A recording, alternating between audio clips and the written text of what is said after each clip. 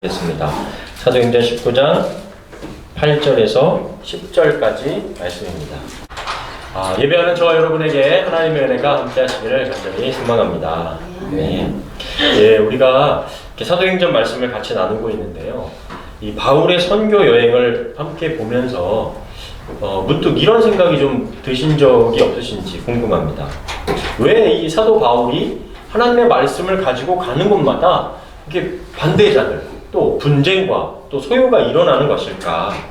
좀 이렇게 트러블들이 일어나는 것일까? 마치 최근에 한국 개신교가 여러 가지 모습으로 좀 위기를 겪고 또 욕도 먹고 그리스도인답지 않다는 그런 모습과 겹쳐지면서 제게는 바울이 다니는 곳마다 이렇게 트러블이 일어나는 것과 좀 이렇게 겹쳐지면서 궁금증이 좀 일어났습니다.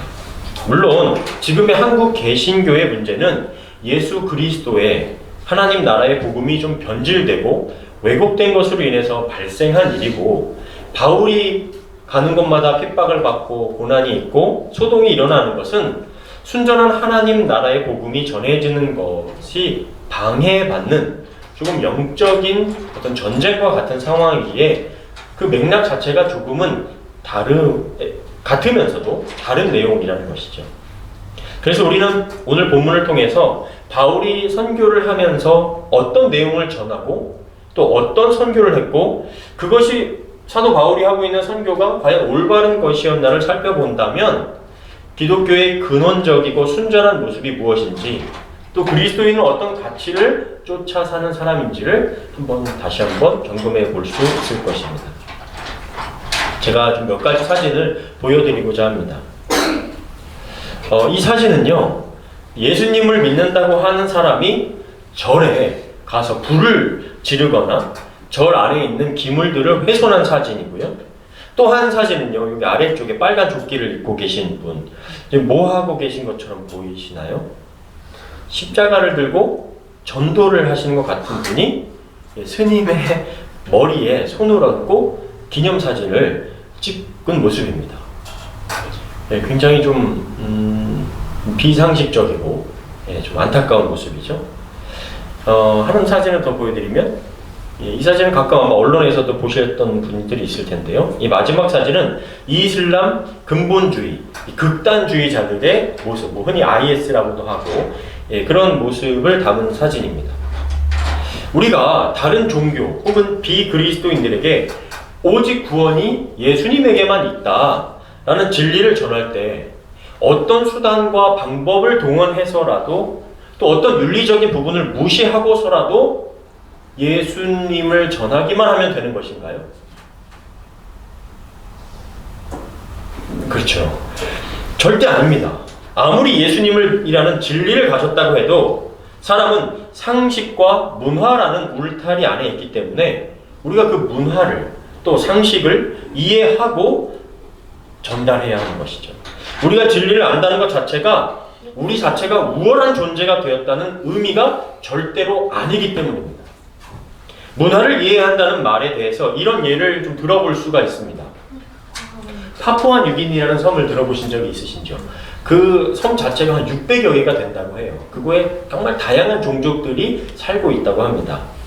파푸아 뉴기니에서 성경 번역을 하시는 선교사님의 이야기를 들어보면 성경에는 여러 가지 그 당시 중동 지역에 살고 있는 동물들이 나오죠. 성경에 많이 나오는 동물 중에 양이 있습니다. 매 하는 양이요. 그런데 파푸아 뉴기니라는 섬에는 양이 없다고 그래요. 그 양을 전혀 모르는 거죠. 그러면 성경에 나오는 잃은 양을 찾아다니는 목자, 어린 양처럼 희생제물이 되신 예수님, 이런 것을 설명하기가 어렵죠. 양이라고 해도 양이 뭐야? 그 양을 위해서 왜 목자가 그렇게 쫓아다녀? 어린 양이 뭐야? 이렇게 된다는 거죠. 중동에서 양을 중요하게 생각하는 그 마음을 이 파푸아 뉴기니에 있는 섬에 있는 사람들이 알 수가 없으니 성경을 그대로 번역한다고 한들 그 뜻이 전달이 될 수가 없다는 거죠. 그러면 파푸아 뉴기니에 있는 동물을 가지고 설명을 할 수밖에 없는데, 그들에게 양처럼 느껴지는 동물이 있는데 그 동물은 돼지라는 겁니다. 물론 성경에서는, 구약 성경에서는 돼지를 좀 이렇게 부정적인 동물로 여기죠. 그러나 파푸아뉴기니에서는 그 돼지가 굉장히 중요한 동물이라는 겁니다. 그러면 성경을 번역할 때 그 양의 자리에 돼지를 넣어야 그 문화에 맞는 번역이 된다는 겁니다. 그만큼 복음을 전하는 데 있어서 이 문화의 자리가 크다는 거죠. 그런데 무조건 그 지역과 사람들의 문화를 무시하고 어떤 방법과 수단을 가리지 않고 기독교를 주입하려고 하는 것은 안 좋은 결과를 가져올 수 있다는 겁니다. 이번에 캐나다에서 아주 큰 이슈가 된 사건이 있었죠. 어저께 저희가 얘기를 나누면서 잠깐 나왔었는데, 얘기가 나와서 저 설교 시간에 할 거니까 하지 말라고 할 수는 없어서 그냥 얘기를 나눴는데요.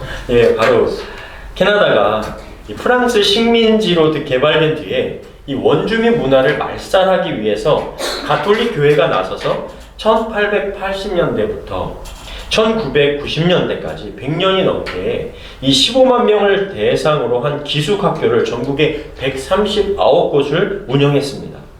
아이들을 부모로부터 떼어놓고 원주민 문화와 언어를 계승하지 못하게 백인, 기독교, 가톨릭 문화를 주입하려는 정책이었습니다.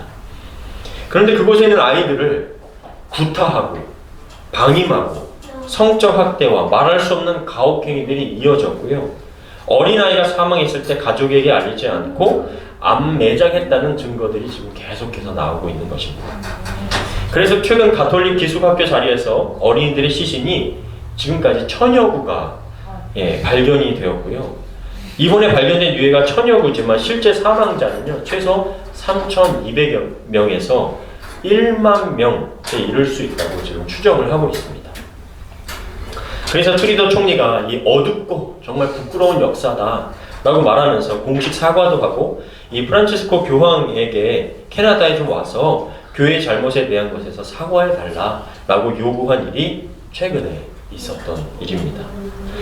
사진을 보시면 저 흑백 사진이 십자가를 이렇게 크게 메고 있으면서 한창 정말 기숙학교가 만들어지고 활발하게 진행되고 있을 때의 그 사제들의 모습이고요. 그리고 저 동상은 그 기숙학교를 처음으로 세웠던 그 사람이 있는데, 그 사람의 그 업적을 기리기 위해서 만들어 놓은 동상이었는데, 이제 원주민들과 많은 사람들이 이제 동상을 쓰러뜨리는 지금 모습입니다. 많은 희생자들의 아픔을 트리더 총리도 추모하고 있는 그런 장면입니다. 최근의 사진입니다. 우리도 가만히 생각해보면요, 그동안 우리가 문화를 배울 때 미개한 문화, 우월한 문화, 이렇게 있는 것처럼, 그런 문화가 있는 것처럼 가르치고 배웠죠. 여기서 이민자로 우리가 알게 모르게 백인들, 먼저 정착한 사람들이 차별을 받는다고 느끼지만, 우리가 한국에서 동남아시아나 중국 노동자들을 대하고 바라본 시선은 우리도 더했으면 더했지 덜하지 않았었다는 것이죠. 그래서 문화를 말할 때 미개한 문화 혹은 우월한 문화라는 말 자체가 잘못된 것입니다. 역사적으로 제국주의 시절부터 얼마나 많은 개신교와 가톨릭이 문화적 집단 학살을 했고 문화적으로 억압을 했는지 말할 수가 없습니다. 우리가 일본에게 겪었던 일들을 생각해 보시면 그대로 대입을 해보시면 너무나 잘 아실 겁니다. 이와 같은 신앙 또 혹은 믿음을요, 근본주의, 원리주의, 또 극단주의라고 부릅니다. 이런 근본주의 신앙은 이슬람 근본주의자들의 모습과 다를 바가 없습니다. 이슬람 근본주의자들은 여전히 타 종교에 대해 공격적인 모습을 하고 테러를 저지르기도 하고 서양의 민간인을 잡아서 처형하는 그런 잔인한 종교적인 모습을 지금도 보여주고 있습니다. 이런 근본주의 서양을 가진 사람들은 자신들의 믿음과 신앙과 반대되는 것들에 대해서 이 차별하는 태도를 넘어서 아주 공격적이고 배타적인 태도를 드러내서 많은 문제를 일으키고 있는 것이죠. 그런데요, 이런 근본주의는 이슬람뿐 아니라 기독교 또 개신교에서도 그렇게 나타날 수 있다는 겁니다. 극단적인 신앙의 가치관으로 편협하게 대하고 때로는 폭력적인 모습을 보인다는 것이죠. 바울이 선교 여행을 통해서 겪는 박해와 이런 핍박을 당하는 일들을 가만히 살펴보면 이처럼 근본주의자들, 또 샤머니즘, 마술사와 같은 한쪽으로 치우쳐진 사람들과의 만남이었다는 것을 알 수가 있습니다. 바울이 머물고 있는 지금 에베소 지역도 마찬가지인데요. 에베소는 지금의 터키 지역에 해당됩니다. 특별히 아데미라는 여신을 섬기는 지역으로 유명한 곳이 이 에베소 지역이었습니다. 이 아데미 여신 동상을 한번 보여드릴 텐데요. 굉장히 좀 독특한 특징이 있죠. 아데미 여신이라고 하는 이 여신을 보시면 여자의 가슴이 수십 개가 달려 있고요. 하반신에는 많은 짐승들이 새겨져 있습니다. 여자의 가슴이 많다는 것, 그리고 가축의 수가 많다는 것은 저 여신이 뭐를 해준다는 의미일까요? 뭐를 주길래 저 여신을 저렇게 만들어 놓았을까요? 풍요롭게 해주고 다산을 준다는 것이죠. 풍요와 다산의 상징이 바로 저 에베소에 있는 아데미 여신이었습니다. 그래서 에베소는요, 매년 봄마다 이 아데미 여신께 제물을 바치는 축제가 열려서 많은 관광객이 몰렸다고 합니다. 에베소의 아데미 신전이 저렇게 되어 있었던, 아주 멋있게 지어져 있었다고 합니다. 이곳에 도착한 바울은요, 당연히 마음이 편치 않았을 겁니다. 신앙적으로 좀 건강한 느낌을 받지 못했을 거죠. 그렇다고 바울이 에베소에 가서 이 아데미 여신을 만드는 곳이나 세워진 곳에 가서 뭐 도끼로 내려친다든지 상점을 파괴한다든지 그런 공격적인 행동을 하지 않았습니다. 바울 선교의 모습 속에서 우리 그리스도인들이 좀 본받아야 할 모습이 있습니다. 반대자들이나 비그리스도인들 혹은 우상숭배자들을 비판하고 공격하고 제거하는 것이 우리 믿는 사람들이 가져야 하는 태도나 목적이 아니라 묵묵히 우리가 가진 예수 그리스도의 진리를 살아내고 또 전하는 것입니다. 왜냐하면 그것이 시간이 걸릴지는 모르지만 예수님이라는 진리가 힘이 있고 생명이 있기 때문입니다. 바울은 먼저 유대인들이 모이는 회당을 중심으로 사역을 계속 진행합니다. 사도행전 19장 8절인데요. 바울은 회당에 들어가 석 달 동안 담대하게 하나님의 나라에 대하여 말하고 사람들과 토론하며 그들을 설득하였다. 바울은 계속 해왔던 대로 회당을 중심으로 한 사역을 한 3개월 정도 합니다. 그런데 주목해 볼 것은 바울이 무엇을 전했냐라는 것이죠. 무엇을 말했다고 기록되어 있죠? 하나님의 나라입니다. 왜 예수님이 아니고 하나님의 나라라고 했을까? 예수님과 하나님의 나라는 다른 단어인 것 같지만 같은 내용입니다. 예수님이 하나님의 나라이고 하나님의 나라로 가는 길 자체이시기 때문입니다. 예수님께서 공생의 기간 동안 가르치시고 행하신 모든 일이 하나님의 나라의 모습이었고 하나님 나라였습니다. 누가복음, 우리도 한번 이 나눴던 기억하실 텐데요. 누가복음 4장 43절입니다. 한번 같이 읽겠습니다. 시작. 예수께서 이르시되 내가 다른 동네들에서도 하나님의 나라 복음을 전하여야 하리니 나는 이 일을 위해 보내심을 받았노라 하시고. 아멘. 예수님이 하셨던 말씀입니다. 그래서 바울이 예수 그리스도의 죽으심과 부활을 전하는 것이 하나님 나라를 증거하는 것이고, 교회를 세우는 것은 하나님 나라의 백성들을 세워 하나님 나라를 이 땅 가운데 회복하고자 하는 것이었습니다. 바울이 전하고 행하는 모습이 그렇다면 우리도 신앙생활하는 원리와 원칙이 조금 더 쉬워지고 간단해지고 명료해질 수 있다는 것이죠. 어떻게 해요? 우리가 하는 모든 일이, 우리가 말하는 것, 생각하는 것, 우리가 함께 가정을 이루어 살아가는 것, 그것이 하나님 나라와 관련된 일인가를 생각해보면 되지 않겠냐는 것이죠. 제가 한번 말씀드린 적이 있는데 한 목사님께서 이런 말씀을 하신 적이 있습니다. 하나님 나라에 없을 것, 하나님 나라에 하지 않을 것, 그것을 우리 삶에서 제거하는 것이 이 땅에서 하나님 나라를 이루어가는 한 삶의 모습이다. 예를 들어 하나님 나라에는 하나님 나라에 쓰레기가 가득할까요? 하나님 나라에 쓰레기가 없을 것 같다고 생각이 들면 쓰레기를 줄여나가는 삶을 이 땅에서 살아가는 거죠. 하나님 나라에 서로 비방하거나 욕하는 것이 없을 것 같다. 하나님 나라에 욕하지 않을 것 같은데? 라고 한다면 우리 삶에서도 욕하거나 비방하는 것, 폭력적인 것들을 점점 제하여 가면 이 땅에서 우리가 하나님 나라의 삶을 이루어가는 것이죠. 얼마 전에 아내와 대화를 나누다가 저희가 좀 유튜브에 계속 영상을 올리고 있지 않습니까? 저희 교회에 설교 올라가는 것과 관련해서 서로 이야기를 나누게 됐어요. 많은 부분 제가 놓치는 것을 아내가 잘 이야기해 주기 때문에 되도록이면 좀 잘 경청을 하려고 하죠. 네, 많은 남편들이 그러하듯이요. 우리가 지지난주 영상을 예배를 드리면서 큐티에 대한 이야기 나눴죠. 그런데 영상 후반부에 구체적인 예시를 제가 드리면서 저희 가정이 기도하는 기도 제목을 요일별로 적은 것을 잠깐 올렸습니다. 좀 주의 깊게 보신 분은 잠깐 올렸다가 아마 이렇게 사라진 것을 보여질 겁니다. 원래는 기도 내용을 하나씩 짚어가면서 쭉 나눴었습니다. 근데 거기에 두 가정의 이름이 있는데, 네, 우리 함께 있는 이 가정과 또 다른 한 가정이 있습니다. 그런데 아내가 이런 걱정을 하더라고요.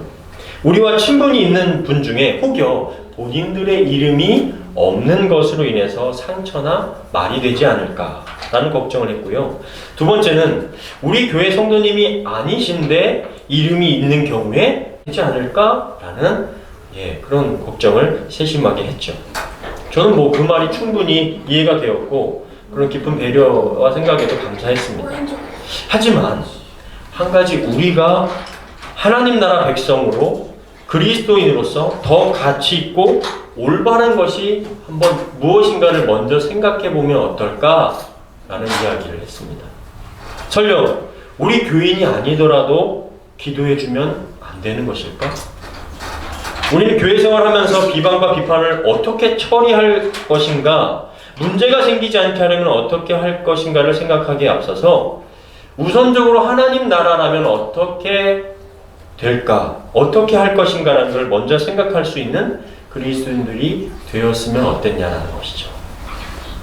하나님 나라에는 장로교, 감리교, 성결교, 오순절 교단으로 나눠져 있을까요?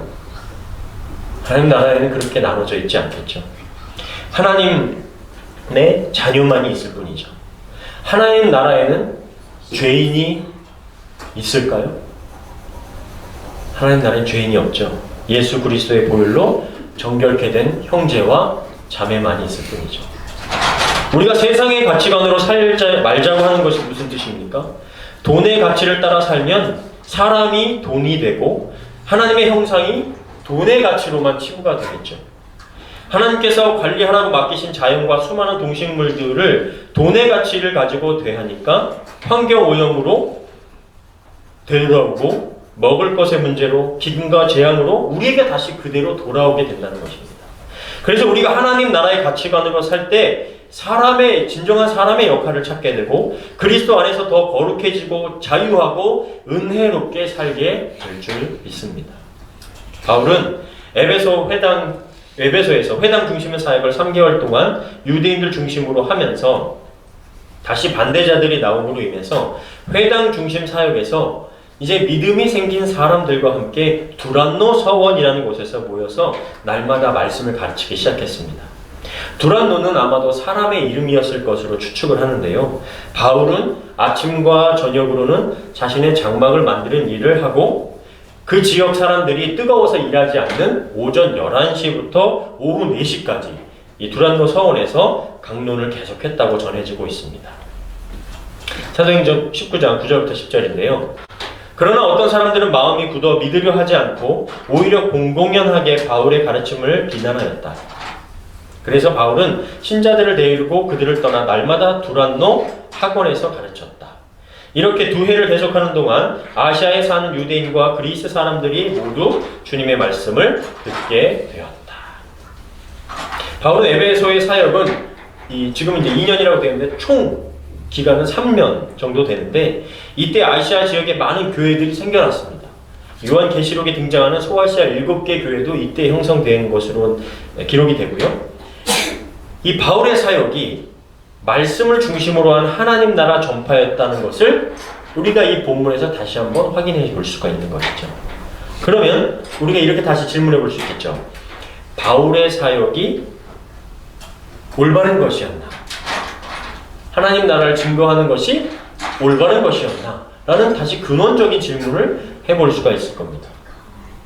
이 바울의 사역이 올바른 것이었는지를 확인하기 위해서는 예수님의 사역을 우리가 아까 살펴보았던 것처럼 살펴볼 수가 있던 것이죠. 우리가 아까 읽었던 예수님의 사역, 하나님 나라를 증거했던 예수님의 사역을 살펴보면서 예수님이 하셨던 그 사역을 말씀에서 찾아서 바울의 사역과 비교해보면 되겠죠. 마태복음 4장 23절, 예수님이 하셨던 그 사역 그 자체입니다. 한번 다시 한번 읽어보겠습니다. 시작. 예수께서 온 갈릴리에 두루 다니사 그들의 회당에서 가르치시며 천국 복음을 전파하시며 백성 중에 모든 병과 모든 약한 것을 고치시니. 살짝 색깔을 붉게 된 것을 보시면 가르쳤고요, 천국 복음을 전파하셨고요, 모든 병과 약한 것을 고치셨다. 이 세 가지가 바로 예수님께서 행하셨던 그 핵심 사역이었습니다. 그럼 이것을 바울이 과연 행했는가? 바울도 이런 사역 중심으로 행했는가를 살펴보면 예수님의 사역과 일치해서 그것이 맞는 거구나를 볼 수가 있겠죠. 우리가 19장 8절에 보면 회당에서 하나님 나라에 대해서 바울 사도가 계속 강론했던 것을 볼 수가 있죠. 예수님도 천국 복음을 가르치셨다. 똑같습니다. 9절에 두란노 서원에서 제자들을 세우고 날마다 강론했습니다. 사도행전 19장 11절부터 12절인데요. 하나님이 바울의 손으로 놀라운 능력을 행하게 하시니 심지어 사람들이 바울의 몸에서 손수건이나 앞치마를 가져다가 병든 사람에게 얹으면 그 병이 떠나고 악귀도 나가더라. 예수님께서도 백성 중에 모든 병과 약한 것을 고치셨듯이 바울에게서도 병든 자가 치유되고 마귀가 떠나가는 일이 일어났습니다. 우리가 물론 이런 말씀을 볼 때 주의해야 할 것이 있죠. 바울이 이런 신비한 일을 목표로 행한 것이 아니라 하나님의 나라, 예수 그리스도의 복음을 증거하니까 이와 같은 일과 결과가 나타났다는 겁니다. 한 번은요, 유대인 중에 가짜 제사장이 있었는데요, 스게와의 7 아들들이 예수님은 알지도 못하면서 바울이 전하는 예수의 이름에 능력이 있는 줄 아니까 그 이름으로 마귀들한테 간 거예요. 귀신 들린 사람한테 간 겁니다. 내가 너희한테 명령한다. 그 사람에게서 나와라 하면서 막 자기가 신비한 힘이 있는 것처럼 막 행한 겁니다.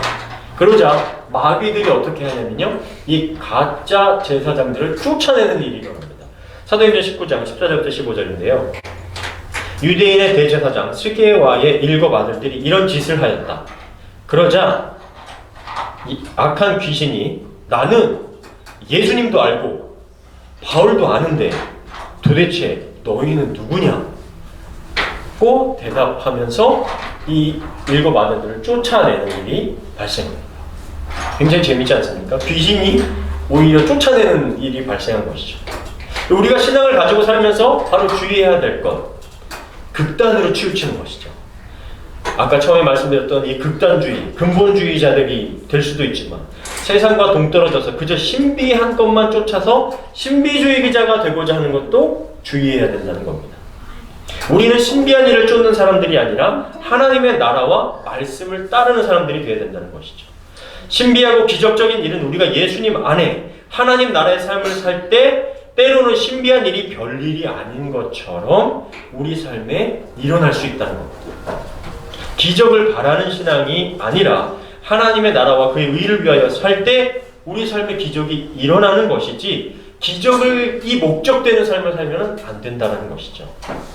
이렇게 바울이 에베소에서 하나님 나라의 복음을 증거하는 3년 동안 많은 변화가 일어납니다.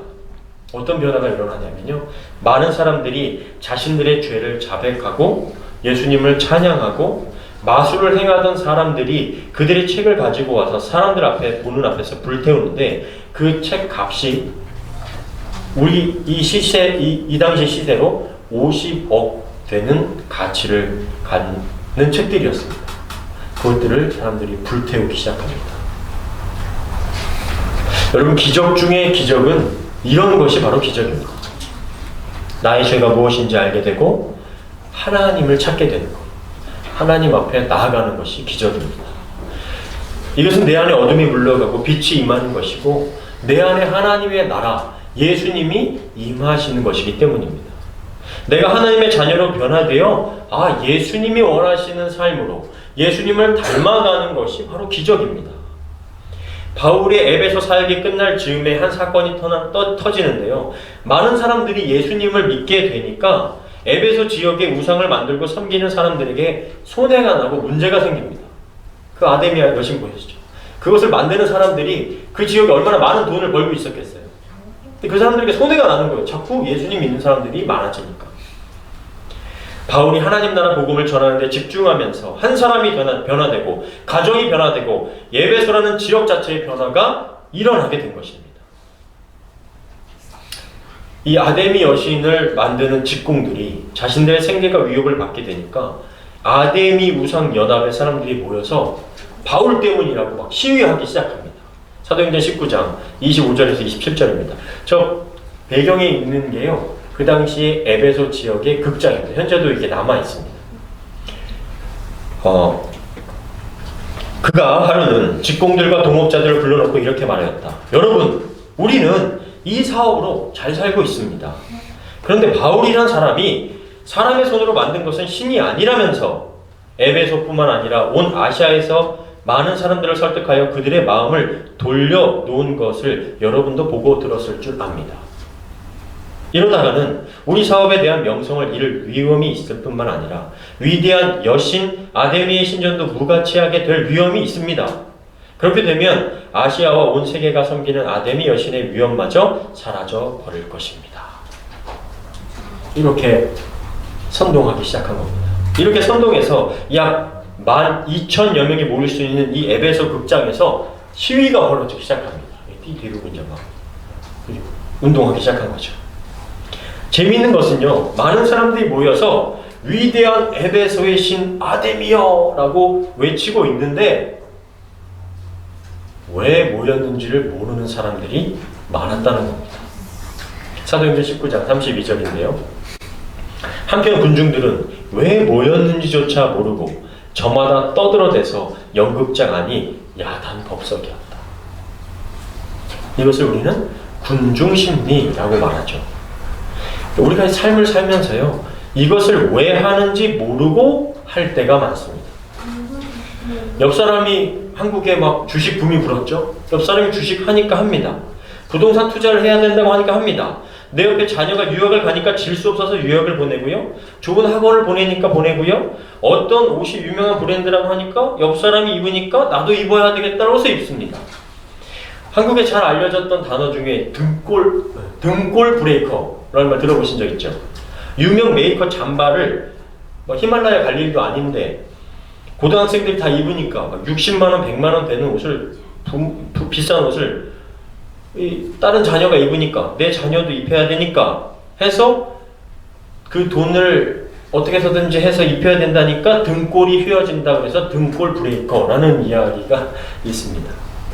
그러니까 무엇 때문에 하는지도 모르고 의식 없이 살면 우상을 섬기는지도 모르고 섬기게 된다는 겁니다. 의식 없이 극장에 모여 아데미 여신을 외치면서 자기가 왜 그것을 하고 있는지도 모르게 되는 겁니다. 이 소동은 이 당시에 있던 한 서기관이 나와 다른 문제가 있으면 합법적인 방법으로 해결하라며 진정을 시킵니다. 그렇게 해서 이 소요가 잠잠하게 되었습니다.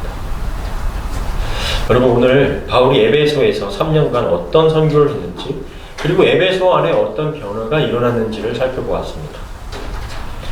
두란노 성원이라는 곳에서 묵묵히 하나님 나라 복음을 증거하는 것 뿐이었지만 하나님 나라의 복음은 진리는 힘이 있어서 이 에베소 지역을 변화시키기 시작했습니다.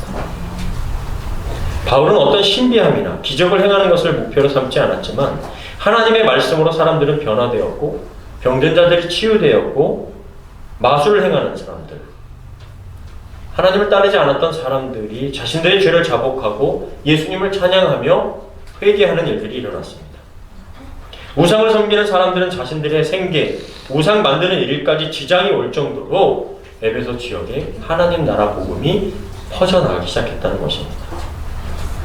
여러분, 혹시 내가 그리스도인이 된 것에 대해서 혹은 주님을 알지 못하는 다른 문화에 속해 있는 사람들에게 우월감이나 혹은 적대감을 갖고 있지는 않으신지, 혹은 인생에 어떤 기적이나 신비를 바라며 신앙생활을 하고 있지는 않은지요.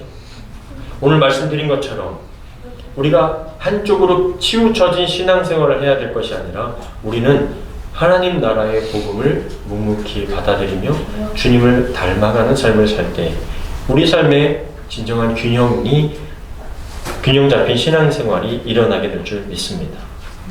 저는 우리가 하나님을 아버지라고 부르게 된 것 자체가 진짜 기적이라고 믿습니다. 바울이 묵묵히 하루하루 말씀을 증거하고 하나님 나라의 가치를 따라 살려고 한 것이 진짜 기적이었죠.